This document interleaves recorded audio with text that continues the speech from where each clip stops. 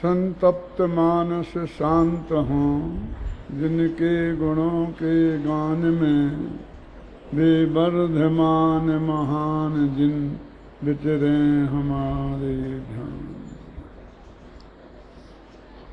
समयसार परमागम के परिशिष्ट में 47 शक्तियों की चर्चा चल रही है।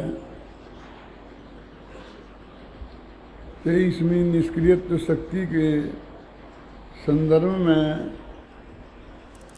एक किताब जो आपके पास है उसका पेज नंबर 394 निकालो, 394।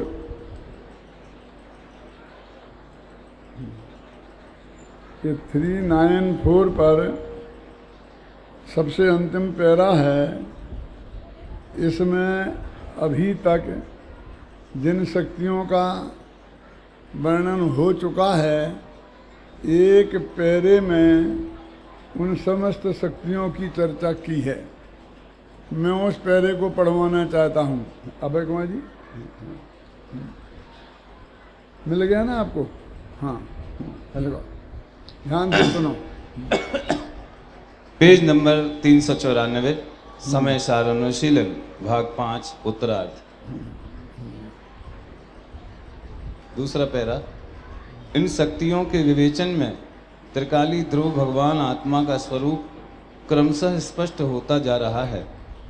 जीवत्व शक्ति में जीव के लक्ष्यभूत त्रिकाल जीवन, चिति, दृष्टि, ज्ञान, सर्वदर्शित्व, सर्वज्ञत्व, स्वच्छत्व, प्रकाश, परिणम परिणामकत्व शक्तियों में आत्मा का लक्षण, दर्शन, ज्ञान, स्वभाव, सुख शक्ति में आत्मा के अतीन्द्रिय आनंद के साथ साथ सम्यक श्रद्धा और सम्यक आचरण, वीर्य शक्ति में स्वरूप की रचना करने वाला आत्मा का अनंत वीर्य, प्रभुत्व शक्ति में प्रभुता, विभुत्व शक्ति में आंतरिक वैभव, असंकुचित विकासत्व शक्ति में अमर्यादित विकास, अकार्य कारणत्व शक्ति में पर के साथ कार्य कारण भाव का अभाव, त्यागोपादान शून्यत्व शक्ति में आत्मा में पर के ग्रहण त्याग का अभाव, अगुरु लघुत्व शक्ति में षटगुणी हानि वृद्धि,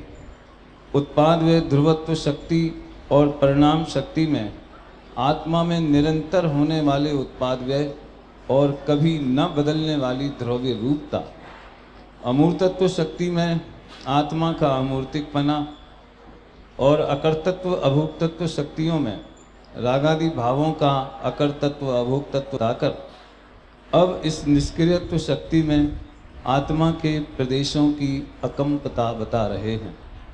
एक वाक्य में 22 शक्तियों का वर्णन है, कोई बड़ी बात नहीं है। स्वयं अमृतचंद्र ने आधी आधी पंक्ति में इन शक्तियों का वर्णन किया है। तो संस्कृत में भी इन शक्तियों को आप पढ़ेंगे तो उसमें भी इतना एक ही पैरा है। ये तो पूज्य गुरुदेव के प्रताप से उन्होंने इतना इसके बारे में 700 पेज की किताब, वो इतनी अधिक विस्तृत हो गई कि लोग किताब देख के ही पढ़ने से हिम्मत छोड़ दें। और एक एक पंक्ति में भाव खुलता नहीं है, इसलिए मैंने करीब 47 शक्तियों को 60-70 पेजों में बांधा। वो 700 के 60-70 पेज कर दिए, 10वां भाग, और बिल्कुल आधे पेज से बढ़ाकर उसे एक पेज करके भी 70 पेज किए। ऐसा मध्यम मार्ग के माध्यम से आपको ये बात समझाई है। तो पहले ही वाक्य गठन है ना, तो देखो, लक्ष्यभूत जीवत्व शक्ति जिसमें लिखा है, और ज्ञान लक्षण के संदर्भ में फिर कौन? चिति शक्ति, ज्ञान शक्ति, दशी शक्ति, फिर सर्वदर्शित्व शक्ति, सर्वज्ञत्व शक्ति, स्वच्छत्व शक्ति, प्रकाश शक्ति और परिणम परिणामकत्व शक्ति। इतनी शक्तियाँ उसके लक्षण को स्पष्ट करने में लगाई।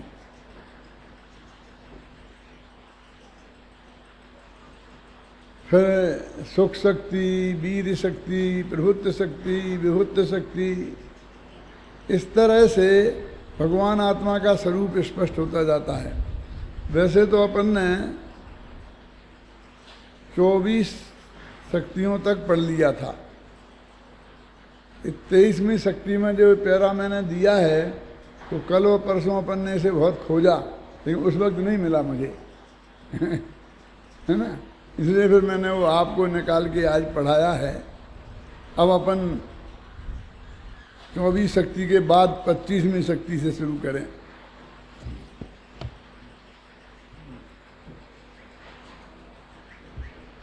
थोड़ा कठिन विषय आएगा और अब आप लोग भी सिलेक्टेड रह गए हैं। बेचारे विद्यार्थी हैं, वे तो परीक्षा में बैठे हैं, कुछ अध्यापक लोग व्यवस्था में लग रहे हैं, है ना। तो अभी सिलेक्टेड लोग हैं। सिलेक्टेड को हिंदी में जरा ऐसा शब्द है कि बोलने में अच्छा नहीं लगता है, इसलिए मैं अंग्रेजी शब्द का ही प्रयोग करता हूँ। क्यों हिंदी में उसका अर्थ करते हैं तो क्या करेंगे कि छटे छटाए लोग रह गए हैं, हैं? और छटे छटाए का अर्थ हिंदी में आप समझते हैं क्या होता है, हैं? लेकिन समझ में आएगा। समझ में नहीं आए ऐसी कोई बात नहीं, संभव नहीं है। समझ में आने लायक नहीं होता तो कुंद अमृतचंद्र आचार्य लिखते ही क्यों? वो तो ऐसी चीज ही लिखें कि जो हमारी समझ में आए। पूज्य गुरुदेव श्री हमेशा ये तर्क दिया करते हैं कि इसने ये मान लिया है कि हमारी तो समझ में आएगा ही नहीं, समय सार बहुत ऊंचा ग्रंथ है। तो वो कहते हैं कि समझ में आने में तो कोई दिक्कत नहीं है, लेकिन समझ में आएगा नहीं, ये जो तेरी मान्यता है ये सबसे बड़ी बाधा है। वो तेरे को समझने नहीं देती, तेरे उपयोग को गहराई से उसमें लगाने नहीं देती। उपयोग को गहराई से लगाए तो सब समझ में आए। देखो, स्वधर्म व्यापकत्व शक्ति, अब ये बहुत क्लियर है कि भगवान आत्मा की जो ये अनंत शक्तियां हैं वो अपने धर्मों में, माने गुणों में, अपनी शक्तियों में ही व्याप्त है। शरीर आदि पर पदार्थों में व्याप्त नहीं है और राग आदि विकारी भावों में व्याप्त नहीं है। भाई इतना सा अर्थ है, इसमें क्या दिक्कत है? स्वधर्म व्यापकत्व, इस शक्ति का ये काम है कि हमारी सारी शक्तियों में व्याप्त रहें और बाहर व्याप्त ना हो। क्या मतलब? सारी शक्तियों में व्याप्त रहें, मैंने सब अपने अपने में व्याप्त रहें, ये नहीं। वो स्वधर्म है ना, व्यापकत्व नाम की जो शक्ति है उसका रूप सब शक्तियों में है। इस कारण से ये स्वधर्म व्यापकत्व शक्ति भी सब शक्तियों में व्याप्त है और एक शक्ति दूसरी शक्ति में व्याप्त है। ज्ञान शक्ति अनंत शक्तियों में व्याप्त है, सुख शक्ति अनंत शक्तियों में व्याप्त है, स्वच्छत्व शक्ति अनंत शक्तियों में व्याप्त है। अकेला ज्ञान ही स्वच्छ नहीं है, दर्शन भी स्वच्छ है और अनंत गुण हैं, वे भी अत्यंत निर्मल हैं। किसी को लगे ये काम कौन करेगा, तो कहते हैं वो जो स्वच्छत्व नाम की शक्ति है, एक है ना स्वधर्म व्यापकत्व नाम की शक्ति है, पर इसका यही काम है कि हर धर्म माने शक्ति, गुण, स्वभाव सबके अर्थ में प्रयुक्त किया है। जैसे कई जगह शक्ति कह दिया तो चारों आ जाती है ना, यहाँ पर धर्म शब्द का प्रयोग भी चारों में ही है। अब देखो, इस नाम में जितनी सरलता है, परिभाषा में उसकी अपेक्षा थोड़ी कठिनता हो गई। तो परिभाषा क्या है, हिंदी में ही पढ़ता हूँ कि इन सभी शरीरों में एक रूप रहने वाली स्वधर्म व्यापकत्व शक्ति है। अब शरीरों में एक रूप व्याप्त रहने वाली, ऊपर है सर्व शरीरैक स्वरूपात्मिका स्वधर्म व्यापकत्व शक्ति। शरीरों में एक रूप व्याप्त रहने वाली क्या? ये सारे शरीर का मतलब धर्म, सभी शरीर माने सभी धर्मों में सब शक्तियां व्याप्त हों, ऐसी शक्ति है। मेरे ख्याल से कुछ छूट गया है इसके बीच में। यह भगवान आत्मा अपने धर्मों में ही व्याप्त होता है, शरीर आदि में नहीं, क्योंकि इसमें स्वधर्म व्यापकत्व नाम की एक शक्ति है। इसके नाम से ही स्पष्ट है कि इसके कारण यह आत्मा स्वधर्मों में ही व्यापक होता है। यद्यपि यह आत्मा अनादिकाल से अब तक अनंत शरीरों में रहा है, तथापि यह उनमें कभी व्याप्त नहीं हुआ है। देखो लिखा था ना सर्व शरीरई के स्वरूपात्मिका। अब वो ऐसी भाषा है कि वो मूल शब्द से कठिन हो गई। वो कहते सारे शरीर में व्याप्त रहा जो आत्मा अनादिकाल से ले आज तक, तो अनंत शरीर हो गए ना, तो हर शरीर में रहा ना कभी, लेकिन उन अनंत शरीरों में रहकर इसने एकात्मकता नहीं छोड़ी। मन आत्मा की जो आत्मकता है वो नहीं छोड़ा, और शरीरात्मकता नहीं हुई। शरीरों में रह करके भी शरीरात्मक नहीं हुआ, और आत्मा की जो अनंत शक्तियां हैं उनमें हुआ। यद्यपि यह आत्मा अनादिकाल से अब तक अनंत शरीरों में रहा है, तथापि यह उनमें कभी भी व्याप्त नहीं हुआ। शरीरों में शरीर रूप न होकर सदा ज्ञानानंद स्वभावी ही रहा है। यह भगवान आत्मा इस स्वधर्म व्यापकत्व शक्ति के कारण अपने अनंत गुणों में, देखो धर्मों में, शक्तियों में और निर्मल पर्यायों में तो व्याप्ता है, पर शरीरों और रागादि विकारी परिणामों में व्याप्त नहीं होता। रागादि होते हुए भी शरीरों में रहता हुआ भी उनमें व्याप्त नहीं होता, स्वसीमा में ही रहता है। अभी इसमें बहुत स्पष्ट शब्दों में आ गया ये। और मूल शब्द जो नाम है उसमें से भी निकलता है, लेकिन वो जो परिभाषा दी है वो उसकी भाषा ऐसी होगी कि उस भाषा में से और हम कन्फ्यूज हो जाते हैं। बहुत सीधी सरल है। क्या कह रहा है कि आत्मा में ऐसी शक्ति है कि वो शरीर में रहते हुए भी शरीर में व्याप्त नहीं हो। उसमें राग है पर वो राग में व्याप्त नहीं हो। और आत्मा के जो अनंत गुण हैं उसमें प्रत्येक गुण व्याप्त हो, अनंत गुणों में प्रत्येक गुण व्याप्त हो, उनकी निर्मल पर्यायों में व्याप्त हो। ऐसी सामर्थ्य आत्मा में है, और उस सामर्थ्य का नाम है स्वधर्म व्यापकत्व शक्ति। बताइए आप कैसी ज़्यादा कठिन नहीं है, थोड़ा उपयोग लगाकर पढ़ेंगी तो सब समझ में आएगा। नहीं लगाएंगी तो चाहे इतना माथा मारना तो नहीं आएगा समझ में।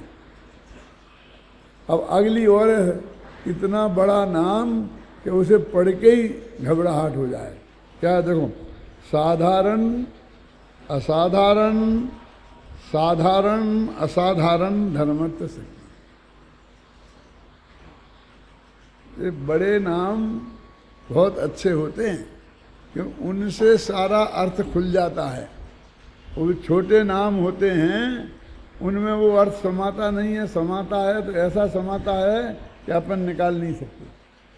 ये क्या कहते, साधारण, साधारण माने सामान्य गुण, अस्तित्व वस्तुत्व है ना, ये प्रमेयत्व, ये जो गुण हैं 6 सामान्य गुण आते हैं ना उसमें आलाप पद्धति वगैरह में 21 भी सामान्य गुण आते हैं, और भी असंख्य भी सामान्य गुण हो सकते हैं। ये तो यहाँ सामान्य गुणों की चर्चा 6 के रूप में की है। तो साधारण माने सामान्य गुण, है ना। हमें तो बहुत साधारण बात है। अपन साधारण को बहुत तुच्छ समझते हैं और असाधारण को बहुत महान। वो असाधारण प्रतिमा के धनी हैं,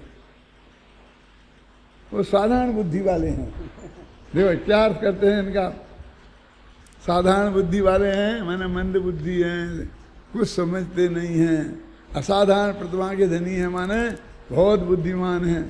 लेकिन यहाँ साधारण माने जो सब में पाए जाएं, और असाधारण माने जो सब में नहीं पाए जाएं, स्पेशल जगह ही पाए जाएं, उन्हें असाधारण बोलते हैं।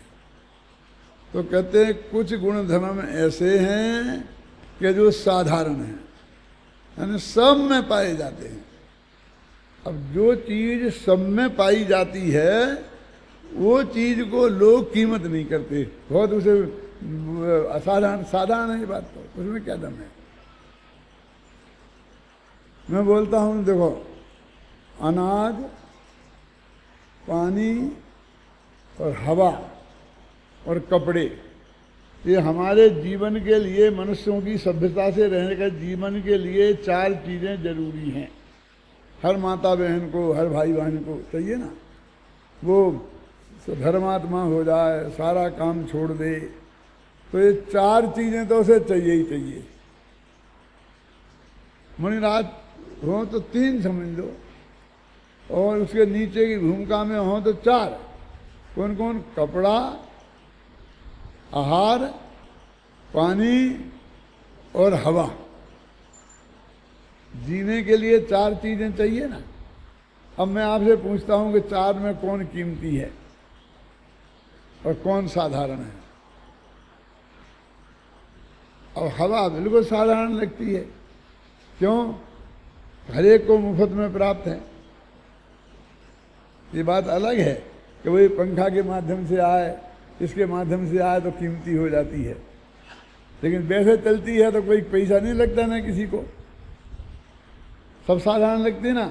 और अपेक्षाकृत पानी भी कोई बिना पैसे का मिल जाता है अभी तक। तो आगे मिलेगा कि नहीं मिलेगा मैं नहीं जानता। क्यों? मुझे बहुत आश्चर्य हुआ कि कल मैं रास्ते में आता था तो ऐसी कल थैली थी छोटी छोटी, उनको लिखा था कि 1 गिलास पानी ठंडा, और उसकी कीमत लिखी थी, लेकिन कीमत मुझे नहीं दिखी समझ जी। तो मेरे मुंह से निकल गया कि 25 पैसे में मिलता होगा। तो हमारा ड्राइवर बोला कि नहीं दादा, 2 रुपये में 1 गिलास पानी। क्या ज़्यादा दिन नहीं हुए, अभी 10-20 साल पहले ही 2 रुपये में 1 गिलास दूध मिल जाता था।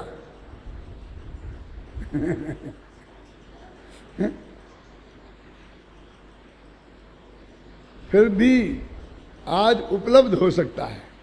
हमें ठंडा मंडा नहीं चाहिए हो, 1 गिलास पानी उपलब्ध हो सकता है बिना पैसे के, लेकिन अपेक्षा के तो हवा जैसा नहीं मिले। फिर तीसरा है भोजन, है? तो उसमें भी पैसे लगते हैं, लेकिन अभी भी हिंदुस्तान में एक मजदूर 5, 10, 15 रुपया में एक टाइम कम से कम पेट भर सकता है। क्या?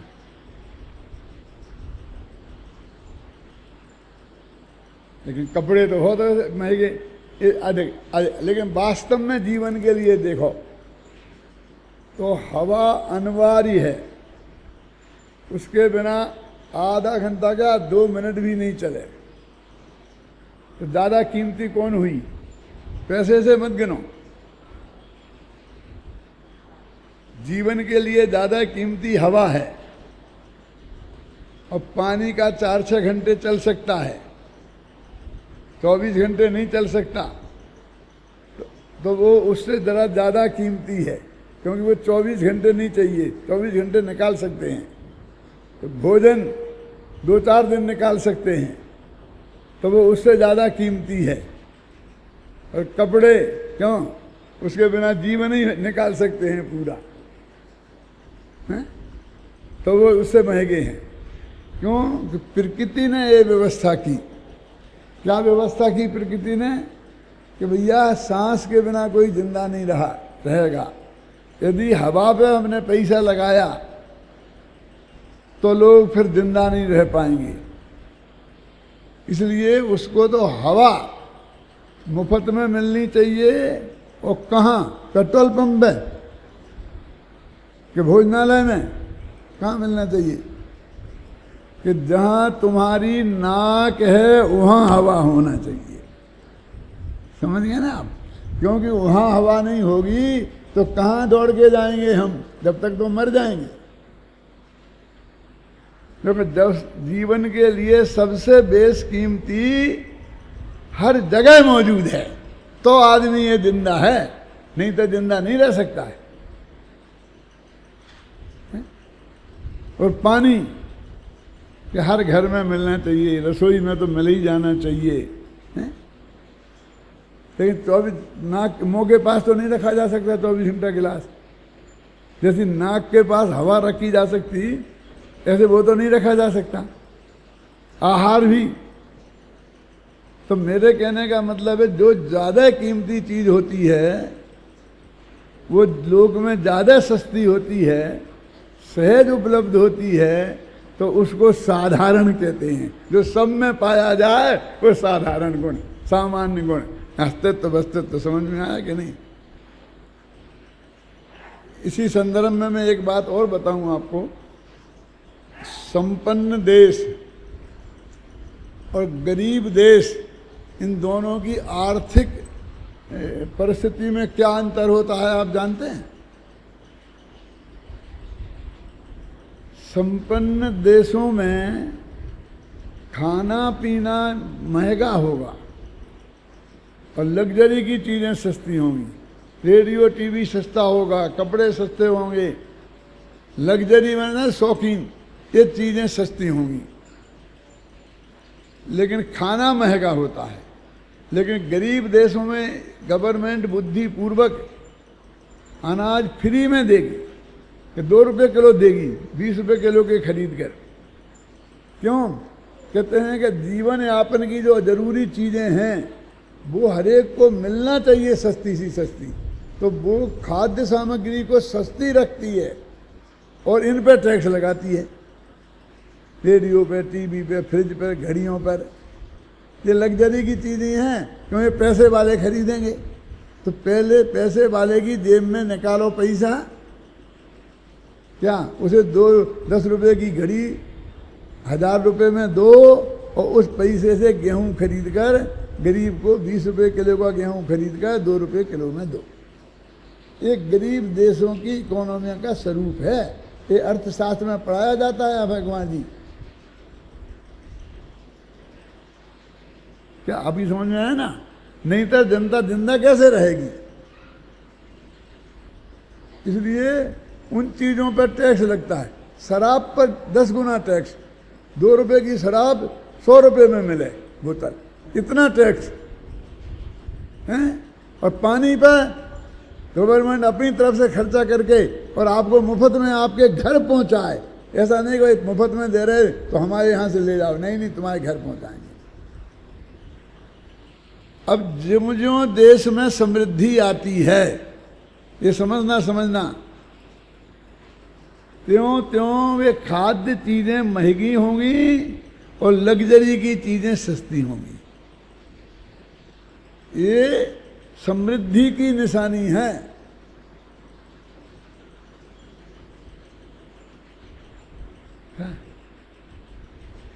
क्योंकि लग्जरी चीजें इतनी रखनी है तुमने, एक घर में एक कमरे में 2 टीवी,